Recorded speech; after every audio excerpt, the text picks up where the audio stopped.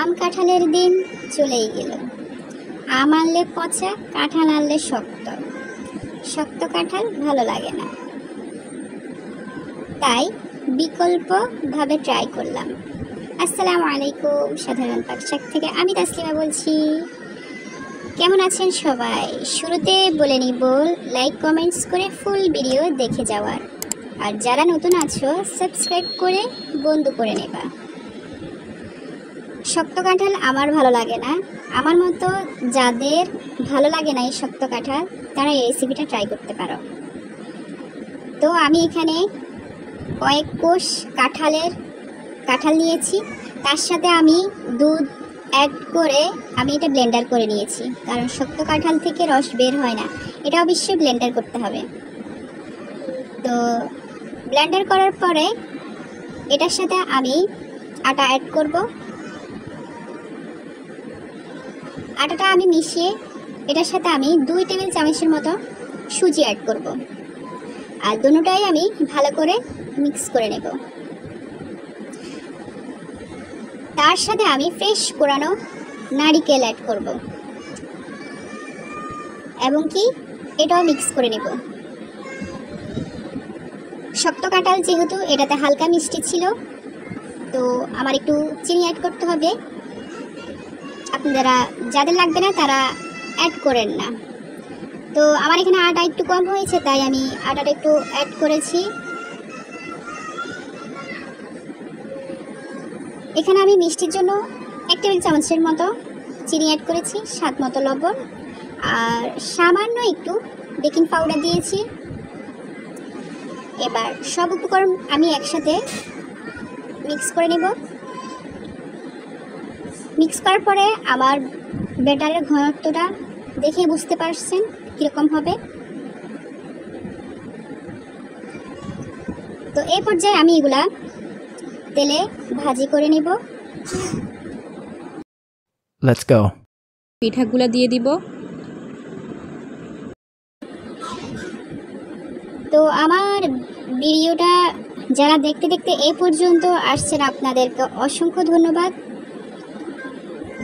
আর সব সময় এই ফোনটার পাশে থাকবেন। আপনাদের উসিলায় যদি একটু এগিয়ে যেতে পারি, কারণ সবাই এই ইউটিউবে আসে একটা আশা নিয়ে, সবার আশাটা যেন পূরণ হয়। সবাই সবার পাশে থাকবেন। তো আমি পিঠাটা এদিক ওদিক করে ভাজি করে নিয়েছি। মিডিয়াম আগুনে ভাজতে হবে। দেখতে পারতেছেন পিঠাটা অনেক ফুলে উঠেছে।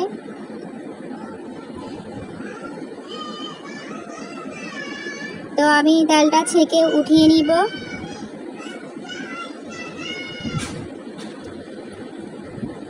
এরকম করে আমি সবগুলা পিঠা আমি ভাজি করে নিব।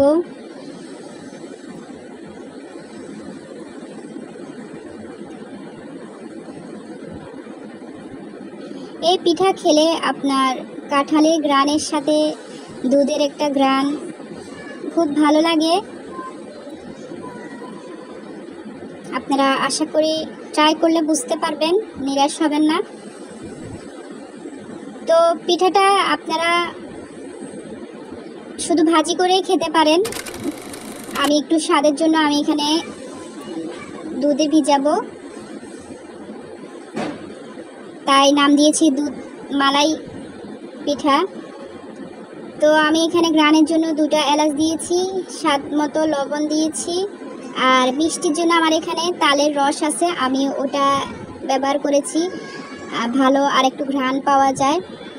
তো এখন আমি এখানে পিঠাগুলো একটু কাঁটা চামচ দিয়ে ছিদ্র করে দিয়ে দিয়েছি, যেন রসটা একটু ভালোভাবে পিঠার ভিতরে ঢুকতে পারে। তো আপনাদের হাতে যদি সময় থাকে কমপক্ষে 1-2 ঘন্টা এটা ফ্রিজে রাখবেন, তাহলে পিঠা দুধগুলো একদম টেনে ফুলে উঠবে। আমার হাতে যেহেতু সময় ছিল না বেশি, আমি অল্প কিছুক্ষণের ভিতরে এটা সার্ভ করে দিয়েছি। ওয়াও! অল্প কিছুক্ষণের ভিতরে এটা সার্ভ করে দিয়েছি,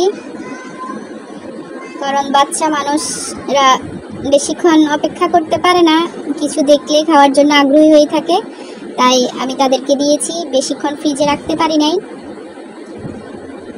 ফ্রিজে বেশিক্ষণ রাখলে ঠান্ডা ঠান্ডা খেতে খুবই ভালো লাগে, আপনারা ওরকমই ট্রাই করবেন। তো এই যে